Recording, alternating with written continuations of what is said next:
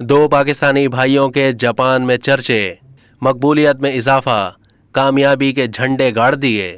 दो पाकिस्तानी नज़ाद जापानी भाइयों ने जापानी शोबिज़ इंडस्ट्री में अपना जादू बखेर कर कामयाबी के झंडे गाड़ दिए।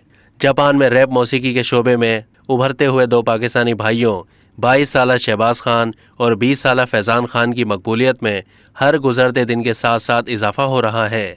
जापान में मुकीम नौजवान भाई मौसीकी समेत मॉडलिंग और अदाकारी के मैदान में भी मकबूलियत हासिल कर रहे हैं।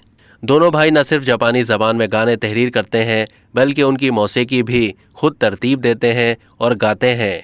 दोनों भाई जापानी टीवी पर भी जलवागर हो चुके हैं और कई टीवी प्रोग्राम्स में बतौर मेहमान शिरकत कर चुके हैं, जबकि उनके गानों में जापान की मारूफ अदाकारों ने भी मॉडलिंग की है।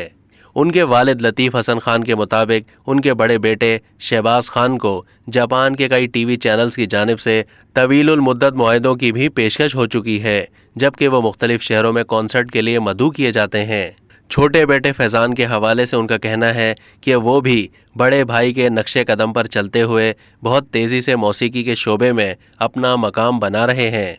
दोनों बच्चों ने अपने गानों में दीन इस्लाम को भी उजागर किया, जिसे सुनकर कई जापानी नौजवानों ने इस्लाम में दिलचस्पी का इजहार किया।